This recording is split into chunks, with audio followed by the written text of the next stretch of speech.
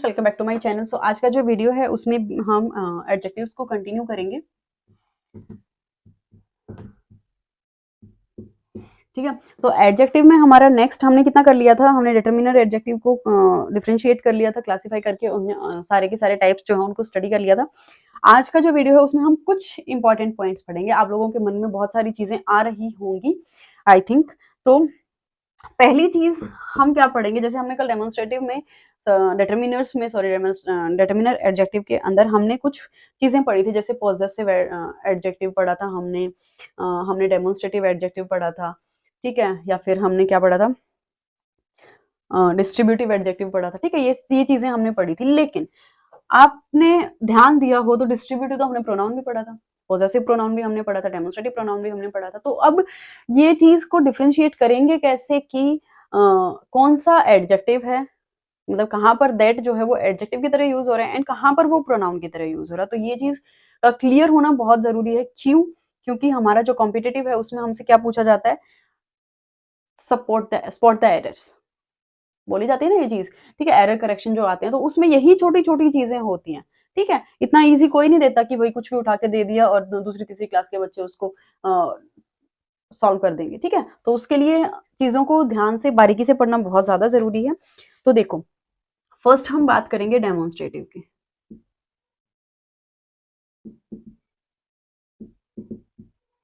Demonstrative adjective या pronoun. ठीक है, जैसे एक एग्जांपल मैं आप लोगों को देती हूँ पहले।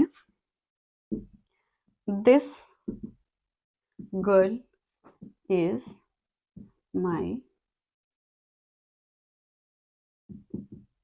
सिस्टर। ठीक है, दूसरा एग्जांपल आपको देती हूँ। दिस इज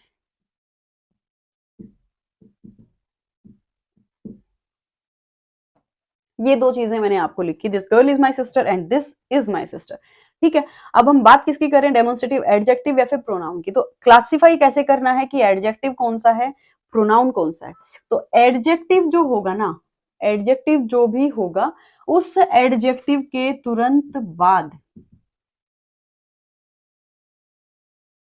एडजेक्टिव जो है, एडजेक्टिव फॉलोड बाय नाउन। बस ये एक चीज ध्यान रखने की है जो कि सबसे ज्यादा इंपॉर्टेंट है।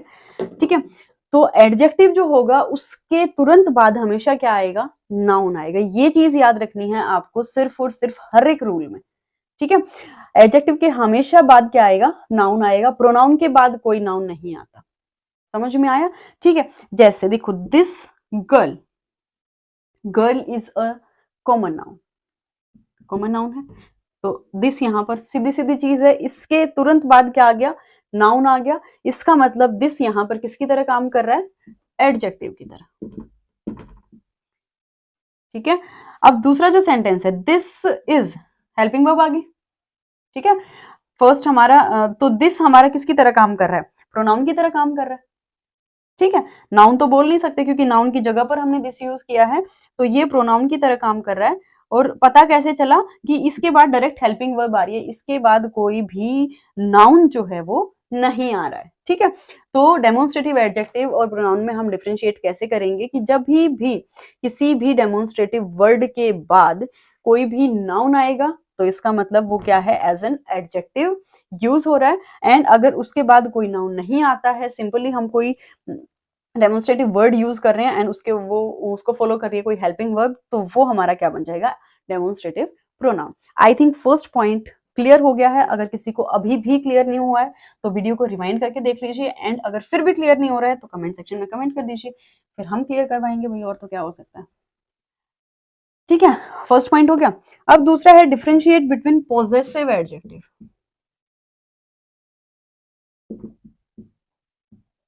एडजेक्टिव और प्रोनाउन।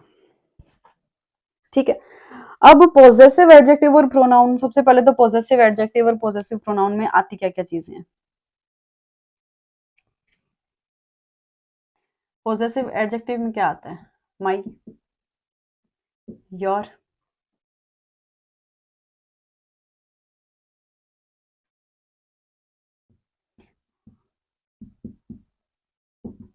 ये सारी चीजें आती है ना। और प्रोनाउन में क्या आता है? Mine, yours, ours, theirs. देखो वैसे तो डिफरेंशिएट हम यहाँ से एग्जाम्पल से ही कर सकते हैं, ठीक है, लेकिन फिर भी एग्जाम्पल देके बता देती हूँ। जैसे योर कार, ठीक है, इज बिगर देन माइन, ठीक है। और दूसरा एग्जाम्पल दे देती हूँ, ours is a good country. देखो वैसे तो आपको वर्ड देखते ही पता चल गया होगा, योर की जगह योर्स होता तो प्रोनाउन होता, और अगर योर है तो मतलब एडजेक्टिव है। एक चीज तो यहाँ से ऐसे क्लियर कर सकते हैं, यहाँ पे अर्स है तो मतलब सीधा सीधा क्या है? प्रोनाउन है।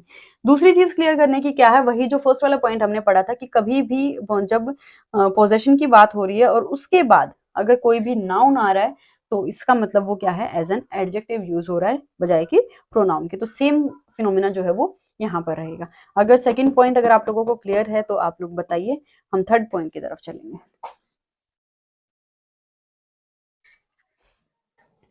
अब नेक्स्ट हमारा आ जाता है डिस्ट्रीब्यूटिव प्रोनाउन।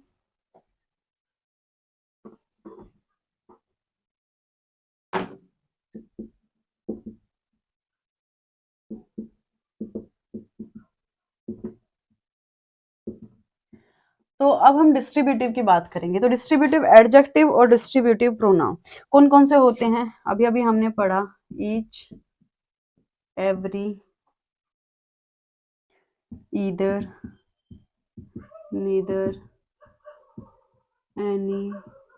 तो ये इस तरीके के जितने भी मतलब वर्ड्स होते हैं वो किस में आते हैं? डिस्ट्रीब्यूटिव एडजेक्टिव में भी आते हैं और डिस्ट्रीब्यूटिव प्रोनाउन में भी आते हैं। लेकिन इनमें डिफरेंस क्या रहेगा? अगर इनके तुरंत बाद नाउन आ जाएगा, इनके तुरंत बाद अगर नाउन आ रहा है तो किसकी तरह काम करेगा? एडजेक्टिव की तरह काम करेगा। और अगर नाउन नहीं आ रहा है तो प्रोनाउन की तरह काम करेगा, ठीक है। एग्जांपल दे देती हूँ, जैसे जैसे ईच गर्ल नोज यू, ठीक है। इसी के साथ दूसरा ले लेते हैं, either of these two girls know you, knows you, ठीक है। तो ये चीज आ गई। अब यहाँ पे देखो, ईच के बाद पहली बात तो नाउन आ रहा है तो इसका मतलब ये क्या है? एडजेक्टिव की तरह काम कर रहा है। ईदर के बाद कोई नाउन नहीं आ रहा तो ये क्या करेगा? प्रोनाउन की तरह काम करेगा, ठीक है। अगर ये तीनों पॉइंट अगर आप लोगों को क्लियर हो गए हैं तो प्लीज कमेंट सेक्शन में एक थम्स अप आप लोग दे दीजिएगा। एंड अगर क्लियर नहीं हुए हैं तो वो भी आप लोग कमेंट सेक्शन में बता दीजिए, नेक्स्ट वीडियो में आपका डाउट क्लियर कर दिया जाएगा। एंड उसके बाद लास्ट में एक इंपॉर्टेंट चीज क्या है? एवरी एक वर्ड हम पढ़ते हैं, एवरी, ठीक है। एवरी जो वर्ड होता है ना, वो अगर खाली एवरी हम लिख रहे हैं तो वो एक एडजेक्टिव होता है, ठीक है। लेकिन एवरी को प्रोनाउन बनाने के लिए हम क्या करते हैं ना, एवरी के बाद या तो बड़ी वर्ड यूज करते हैं या फिर वन, ठीक है। यही दो वर्ड पढ़ते हैं ना हम, एवरी वन या फिर एवरी बॉडी, ठीक है। तो ये दोनों जो वर्ड्स हैं वो क्या हैं? प्रोनाउन है। लेकिन एवरी अगर अकेला हम यूज कर रहे हैं तो वो किसकी तरह काम करेगा? एडजेक्टिव की तरह काम करेगा, ठीक है। यहाँ तक अगर कोई डाउट है तो आप लोग पूछ लीजिए। एंड इसके बाद नेक्स्ट जो वीडियो हमारा आएगा उसमें हम करेंगे डिग्रीज, और तीनों टाइप की डिग्रीज हम पढ़ेंगे एंड उनसे रिलेटेड कुछ रूल्स हम करेंगे। और उसके बाद हम करेंगे प्रैक्टिस सेट एडजेक्टिव के रिलेटेड, ठीक है। तो यहाँ तक अगर क्लियर हो गया है तो थम्स अप जरूर कमेंट सेक्शन में कमेंट कर दीजिएगा।